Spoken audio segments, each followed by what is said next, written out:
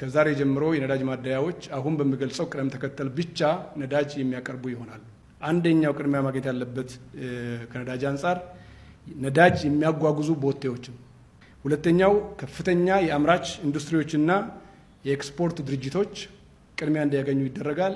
ሶስተኛው በግንባታ ላይ ያሉ ልዩ ትኩረት የሚሹ የመንግስትና ቁልፍ የግል ፕሮጀክቶችም ጭምር በነዳጅ ምክንያት እንዳይቆሙና እድገታችን እንዳይጎዳ በከፍተኛ ጥንቃቄ ነዳጅ መቅረብ መቻል አለበት። 2 እና 3 ላይ ያሉት በቀጥታ ተጠቃሚ ማዕቀፍ የሚስተናገዱ ሲሆን በማደያ የሚስተናገደው ቁጥር 1 ላይ ያስቀመጥኩት ነው። 4ኛ ላይ የገቢና የውጭ ምርት የመሰረታዊ ፍጆታ ምርቶች እና ሸቀጣሸቀጦች እየጫኑ የጭነት ተሽከርካሪዎች ቅድሚያ ማግኘት መቻል አለባቸው።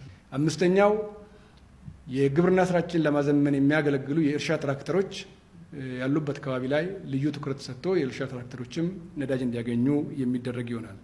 በ6ኛነት የህዝብ ማጓጓዣ የከተማ የህዝብ ማመላለሻ ተሽከርካሪዎች፣ አገር አቀፍና የከተማ የህዝብ ማመላለሻ ትራንስፖርት ባሶች በ6ኛ ደረጃ ትኩረት ሰጥቷቸው ነዳጅ እንዲያገኙ የሚደረግ ሲሆን በ7ኛ ደረጃ በናፍጣ የሚሰሩ ሌሎች ለህብረተሰብ ግልጋሎት የሚመጡ ተሽከርካሪዎች በቅድሚያ ሊስት ውስጥ ከ1 እስከ 7 የተዘረዘሩ ስለሆነ በእነኚህ ዝርዝር መሰረት ብቻ ማደያዎች በቅደም ተከተል እንዲሰሩ ይጠበቃል። ከዛሬ ጀምሮ በሚኒስቴር መስሪያ ቤታችን ስር የሚደራጅ የሁኔታዎች መከታተያ ልዩ ክፍል ከተለያዩ አግባብነት ያላቸው የፌዴራልና የክልል ተቋማት አማካኝነት ተውጣቶ ነዳጅ በማዕከላዊነት የሚመራበት የመረጃ ተደራሽነቱም ከማዕከል ከአንድ ምንጭ ብቻ የሚቀዳበት ለሚዲያ ለህብረተሰቡ የሚገለጹ ገለጻዎች ሁሉም እንዳፈተተው የሚገልጽበት ሳይሆን ከአንድ ማዕከል የሚቀርብበት ሁኔታ ተመስርቷል። የሁኔታዎች መከታተያ ልዩ ክፍሉ ከፌዴራል የሚመለከታቸው አካላት የንግድ ሚኒስቴር፣ የገንዘብ ሚኒስቴር፣ የጉምሩክ ኮሚሽን፣ የፌዴራል ፖሊስ፣ የብሔራዊ ደህንነትና መረጃ፣ ሌሎች ተቋማትም ነዳጅ እና ኤነርጂ ባለስልጣን፣ ነዳጅ አቅራቢ ድርጅት በጋራ ሆነው በአንድ ክፍል ውስጥ በጋራ 24/7 የሚከታተሉበት ስርዓት ዘርግተናል።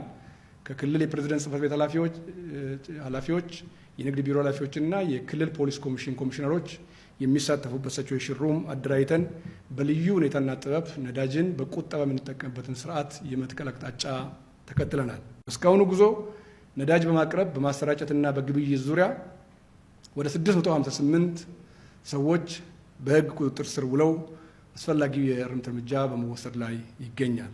በድምሩ 720,039 ሊትር ነዳጅ በጸጥታ አካላት ቁጥጥር ስር የተወረሰና ለመንግስት ገቢ የተደረገ መሆኑን ማንሳት ያስፈልጋል።